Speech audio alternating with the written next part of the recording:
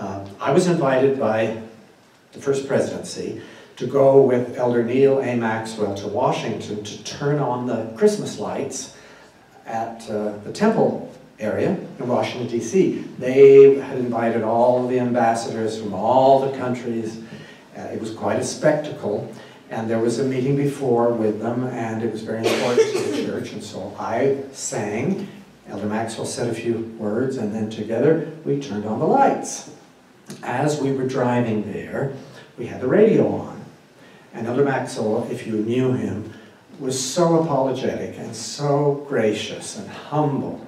And he said, "I hope you won't think ill of me, but I don't really care for the song that is playing on the radio. It was the 12 Days of Christmas." He said, "In fact, it drives me to distraction with all of its repetitiveness. Would you think ill of me if we turned the radio off?" And I said, "No, not at all. I can understand why you feel that way."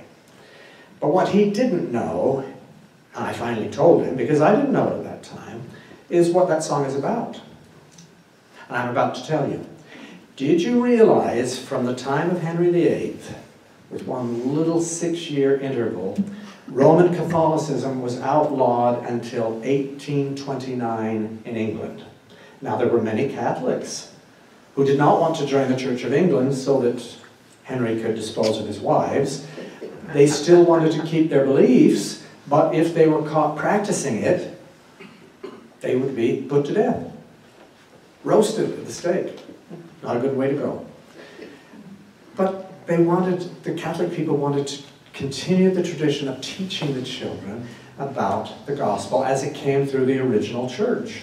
They're called catechisms, lessons, like we used to call them discussions in the missionary field. The elements that make us unique in our worship service. But they couldn't do it. And so, somebody smart figured out a song that would teach them all of the things that Jesus had done. And by singing this song, it reinforced in their brains what it was really talking about. On the first day of Christmas, my true love gave to me. Who's the true love? It's Jesus Christ. He's the true love.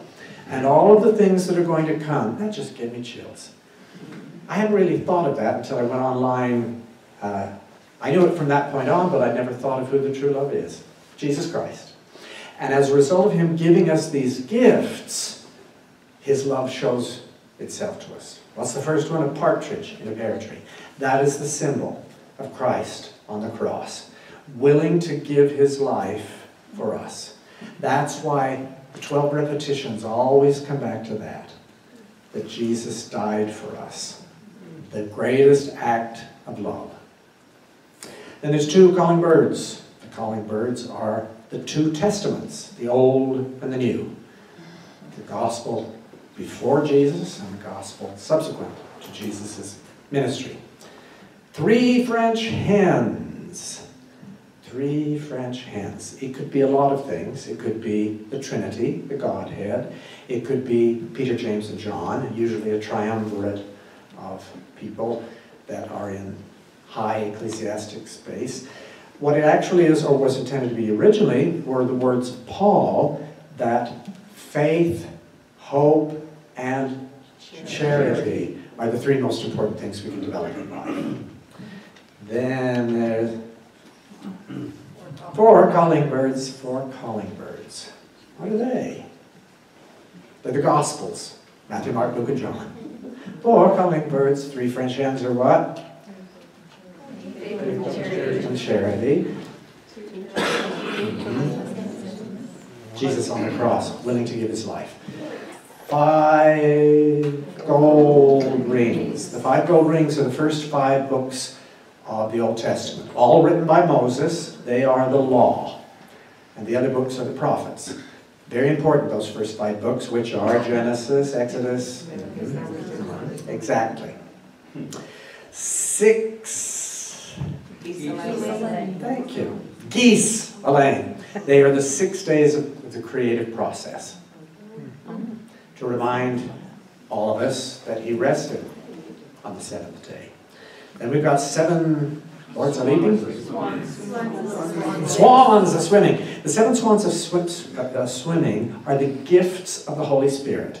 And they are articulated in one of our articles of faith when we talk about we believe in the gift of prophecy, interpretation of tongues. All of those are gifts of the Spirit. That's 7. Number 8, the Beatitudes.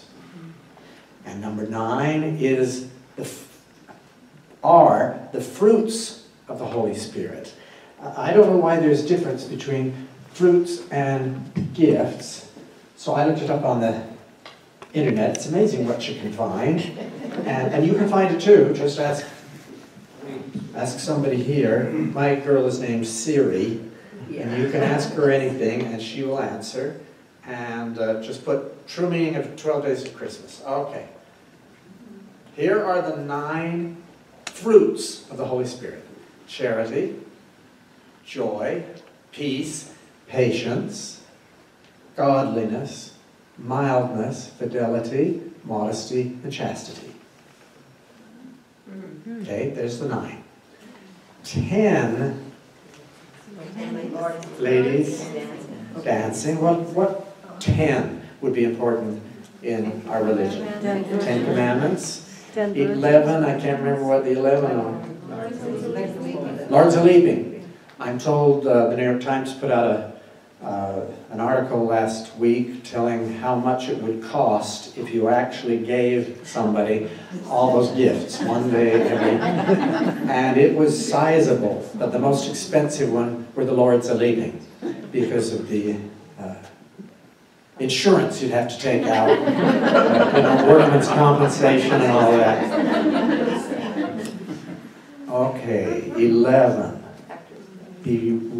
The righteous apostles, his friends. And 12 tribes of Israel.